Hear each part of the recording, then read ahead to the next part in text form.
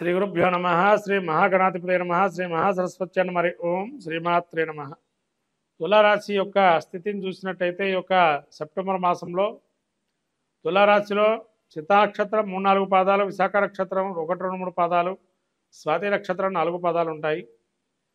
ఈ యొక్క సంచారం చూసినట్లయితే తులారాశికి వక్రగతి అయినటువంటి శని చతుర్థ స్థానం సంచార వీక్షం, రాహు 6వ స్థానంలో ఉండడం, అట్లానే 8వ స్థానంలో గురు సంచారం, 9వ స్థానంలో కుజ సంచారము, 6వ తారీఖు వరకు బుధుడు ఈ యొక్క 10వ స్థాన సంచారం, తదుపరి 11వ స్థాన సంచారం, రవి 17వ తారీఖు వరకు కూడా 10వ స్థాన సంచారం, 17వ తారీఖు నుంచి 11వ స్థాన సంచారం, శుక్రకేతువులు ఈ యొక్క 12వ స్థాన సంచారం, శుక్రుడు 18వ తారీఖు నుంచి జన్మస్థాన సంచారం జరుగుతుంది.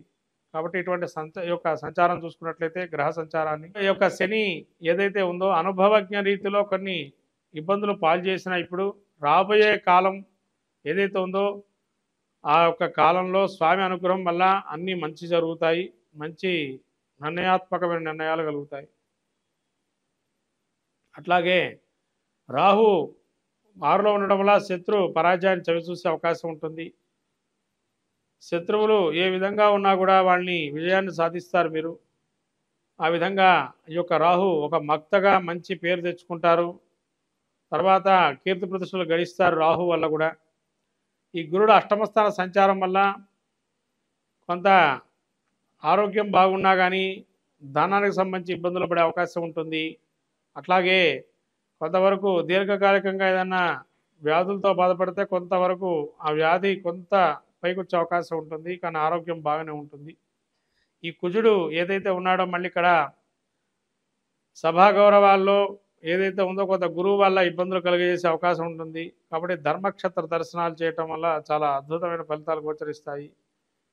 అట్లాగే ఈ యొక్క కుజుడు 9వ స్థాన సంచారం వల్ల కొంతవరకు వ్యవహార మాంద్యత, అధికారుల వల్ల సమస్యలు, స్థానచలనము, ఆరోగ్య క్షీణత కలుగుతుంది. కాబట్టి ఆరోగ్యం కొంతవరకు ఈ బీపీ ఉన్నవాళ్ళు కానీ ఇతరత్ర బ్లడ్కి సంబంధించిన రిలేటెడ్గా సంబంధించినటువంటి ఏవైతే ఉన్నాయో వాటి వల్ల ఇబ్బంది కలిగే అవకాశం ఉంటుంది. కాబట్టి తగిన చర్యలు తీసుకొని డాక్టర్ చూపించుకోవడం అనేది చాలా మంచిది. అట్లాగే ఈ యొక్క బుధుడు ఎవరైతే ఉన్నారో ఈ యొక్క 12వ స్థాన సంచారం వల్ల ఆశించిన కార్యాధన కనుక వస్తు ప్రాప్తి కలుగుతుంది. బుధుడు వల్ల గృహ నిర్మాణ గతిలో కూడా మంచి శుభకార్యకరణ చేస్తారు. అట్లాగే బంధుమిత్రులతో ఆనందం గలుపుతారు. సత్కీర్తి అంటే బుధుడు అత్యద్భుత ఫలితాలు ఇస్తున్నాడు మీకు 11లో ఉండడం వల్ల. కాబట్టి ఈ అంత బంధుమిత్ర ఆనందాన్ని, సత్కీర్తిని, అట్లాగే వస్తు ప్రాప్తిని కూడా కలగజేస్తున్నాడు. కాబట్టి గృహోపకరణాలు కానీ అధికమైనటువంటి ఇంకేవైనా ఉంటే వాటికి మంచిదైనటువంటి మాసంగా గోచరిస్తుంది సెప్టెంబర్ మాసము. అట్లాగే శుక్రుడు 12లో ఉండడం వల్ల ఆయుధాఘాతము, యంత్ర ప్రమాదాలు, కార్య విఘ్నాలు, తలంచిన కార్యంలో కొన్ని విఘ్నాలు గోచరిస్తున్నాయి. అట్లనే ప్రతి దానికి కొంత ఆరాటం అనేది ఏర్పడుతుంది. అంటే మనది కాదు అన్నా కూడా దాని గురించి ఆరాటపడటం అనేది జరుగుతుంది చూడండి. అది కొంత నిరాశ నిస్పృహతో లోటు చేస్తుంది. కాబట్టి మనది కాదు అనుకున్నప్పుడు దాని గురించి ఆలోచన చేయడం మానేయండి. దానివల్ల మనస్సు చింతన అనేది పెరుగుతుంది. కాబట్టి మనస్సు చింతన పడకుండా ఉండడానికి ప్రయత్నం చేయండి. అట్లాగే చంద్రుడి యొక్క స్థితిగతి కూడా బాగానే ఉంది. కాబట్టి కొంత వినాయక చవితి నవరాత్రులలో చాలా అద్భుతంగా మీకు మంచి ఫలితాలు సాధిస్తారు. రాబోయే సెప్టెంబర్ మాసంలో కూడా అంటే మొత్తం మీద తులారాశి వారికి చూస్తే గ్రహాల్లో జన్మస్థాన సంచారం వల్ల శుక్రుడు ఆనందము, రాబోయే 18వ తేదీ నుంచి కూడా కొంతవరకు మీ వల్ల జనాకర్షణ అనేది కలుగుతుంది. కాబట్టి తులారాశి వారికి సెప్టెంబర్ మాసం అద్భుతంగా గోచరిస్తుంది. కాబట్టి మంచి ఫలితాలు సాధించడానికి ఇంకా గురుగ్రహ అనుగ్రహాన్ని పొందటానికి కానీ స్వామికి గణపతి నవరాత్రులలో ముఖ్యంగా ఈ యొక్క తులారాశి వారు పసుపు వర్ణం అనేటువంటి మిఠాయిలు తినిపించడము, లడ్డూ కాని నైవేద్యంగా పెట్టడము, లేకపోతే గరికతో అర్చన చేయటము అద్భుతమైనటువంటి సూచన. అట్లాగే వీరు గురుక్షేత్ర దర్శనం చేసుకోవటం, గురువు యొక్క అనుగ్రహాన్ని పొందడానికి అనేక దేవాలయాలకు వెళ్ళి పుణ్యక్షార్య క్షేత్రాల్లో వెళ్ళి స్నానాలు అందించడం కూడా మంచి ఫలితాలు సాధిస్తారు. మొత్తం మీద తులారాశి వారికి 80% 70% వరకు చాలా మంచి ఫలితాలు ఉన్నాయి. 70-80% వరకు కూడా. కాబట్టి సెప్టెంబర్ మాసం యోగదాయకమైనటువంటి సమయంగా గోచరిస్తూ ఉంది. అందరికీ నమస్కారం. రాబోయే వినాయక చవితి, ఈ యొక్క వినాయక చవితుల్లో అందరికీ తెలిసినటువంటి అంశం ఏంటంటే వినాయకుడు పృథ్వీతత్వము. అంటే సృష్టిలో మొదలుకొని పృథ్వీతత్వం అంటే మనకు భూమి నుంచి ఉద్భవించినటువంటిది. భూమి అంటే ఎటువంటిది కూడా ఆకారం లేకుండా అమ్మ సృష్టి వల్ల పుట్టినటువంటి వారు వినాయకుడు. కాబట్టి ఈ వినాయక నవరాత్రులలో ఎవరైనా కూడా వినాయకుడు అర్చన తర్పణ ప్రియ అన్నారు. అంటే ఒక్కరికి ఒక్కటి ఇష్టం ఉంటుందండి ప్రతి ఒక్కరికి కూడా. అట్లాగే ఈ భాద్రపద మాసంలో వచ్చేటువంటి వినాయక చవితిలో చాలా అద్భుతమైనటువంటి నవరాత్రులు. ఏది మొదలుపెట్టినా తలపెట్టిన కార్యం జయం సాగించేటువంటిది వినాయకుడు. కాబట్టి సర్వ విఘ్న హరం దేవం సర్వ విఘ్న వివర్జితం సర్వ సిద్ధి ప్రదాతారం వందేహం గణనాయకం అన్నారు. మనకు శ్లోకం చెబుతుంది. అట్లానే భవసంచిత పాపాగ్నం విధ్వంసర విచక్షణం విఘ్నాస్వర వారమంజే విఘ్నరాజమహం భజే అన్నారు. భవిష్యత్తు వర్తమానాన్ని అన్నీ తెలిపేది విఘ్ననాయకుడే. పురాణాలు ఇతిహాసాలు రాసింది మహాభారతాన్ని కూడా వినాయకుడి స్వరూపంలో వ్యాసుల వారు అక్కడ మానాలో మనకి ఆ గుహలో కూర్చోబెట్టి వినాయకుడితో అన్ని కూడా పురాణాలు మహాభారతాన్ని రాయించారు. అంతటి ఆ యొక్క గణపతి యొక్క నవరాత్రులలో అంతటి విధ్వాసార విచక్షణం ఎటువంటి విఘ్నాలైనా అన్నీ ధ్వంసించగల శక్తి సామర్థ్యం ఉన్నవాడు వినాయకుడు ఒక్కడే. భవసంచిత పాపాగ్నం అంటే భవిష్యత్తులో కానీ సంచిత వర్తమానంలో కానీ భూతం అంటే పోయినటువంటి కాలంలో ఉన్నటువంటి దోషాలు ఏవైతే మనం తెలుసో తెలియకో చేస్తున్నామో దాన్ని అంతటా పటాపంచలు చేసి మళ్ళీ మనకు మంచి అపూర్వమైనటువంటి ఫలితాన్ని ఇచ్చేది ఈ వినాయకుడి యొక్క అనుగ్రహమే.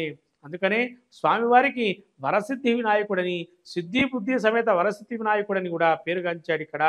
అంటే ఇక్కడ ఏమండి వారు మరి వివాహం జరిగిందా, మనకు వివాహం జరగలేదు కదా అని అనుకుంటాం. వినాయకుడికి వివాహం జరిగిందా లేదా అనేది పక్కన పెట్టండి, మనకు అనవసరమైన చర్చ కాదు. ఇక్కడ ఏంటి అవసరమైన చర్చ ఏంటంటే వినాయకుడు అనుగ్రహం కలిగితే మనకేం కలుగుతుంది అంటే సిద్ధి బుద్ధి. అమ్మవార్లు ఎవరంటే ఆయన ఒకరోజు వినాయకుడట పార్వతీ పరమేశ్వరుడు చెప్పాట, విఘ్నాధిపత్యం నాకు ఇచ్చారు కదండి నాన్న, నేను వెళ్ళి తపస్సు చేసుకుంటాను అన్నట పరమేశ్వరుడితో వినాయకుడు.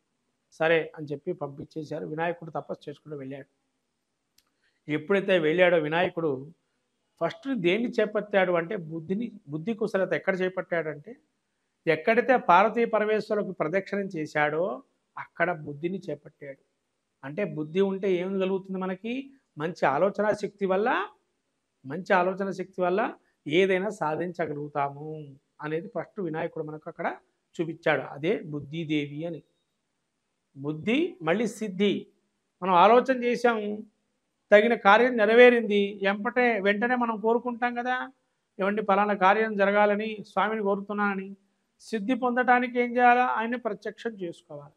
అంటే కార్యం అయిపోయింది అని అంటే ఏమైనా సిద్ధించినట్టే కదా, అది సిద్ధిదేవి. కాబట్టి సిద్ధి బుద్ధి సమేత వరసిద్ధి వినాయకుడుగా ఈ నవరాత్రులలో ఏదైతే జరుగుతున్న నవరాత్రులలో ఈ యొక్క స్వామికి జరిగినటువంటి నవరాత్రులలో ఎంత శక్తి అయితే అంత శక్తి మేరకు మనం పూజ చేసుకున్నట్లయితే అర్చన చేసిన దానం ధర్మం నైవేద్యం ఏదైనా కూడా స్వామి అనుగ్రహం కలిగి అన్ని కార్యాలు సిద్ధిస్తాయి. ఎందుకంటే ద్వాదశి రాశి ఫలితాల్లో కూడా ఈ వినాయక చవితి గురించి మనం చెప్పుకోదగిన సూచన ఉంది. కాబట్టి ద్వాదశ రాశి ఫలితాల్లో వినాయకుడి యొక్క అనుగ్రహాన్ని కూడా పొంది అందరూ ఈ యొక్క సర్వజన మానవాళి కోటికి సర్వసిద్ధిలు పొందించేటువంటిది, సర్వ కార్యాలు నెరవేర్చేటువంటిది, సర్వ విఘ్నాలు హరింపజేసేటువంటిది, సర్వ కార్యాలు శుభకార్యాలు పరంపరగా ఉండేటువంటిది.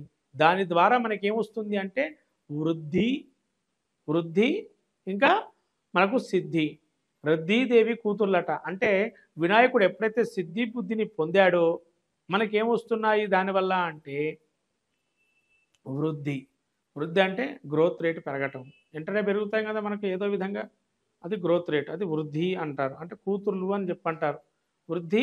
ఇంకొకటేమో రిద్ధి అంటే ఏంటంటే సకల కార్యములందు కూడా అరిష్టాలు తొలగింపజేసేది రిద్ధి.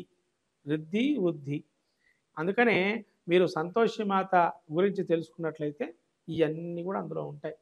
శుభము లాభము కొడుకులు అని చెప్పంటారు. కాబట్టి ఇవన్నీ కూడా వినాయకుడి యొక్క అనుగ్రహం వల్ల సకల కార్యాలు అందరికీ నెరవేరుతాయి. కాబట్టి ఈ వినాయక చవితికి అందరూ కూడా ఓం గం గణపతే నమః అనే మంత్రాన్ని పఠిస్తూ ఈ వినాయకుడి యొక్క అనుగ్రహాన్ని పొందొచ్చు.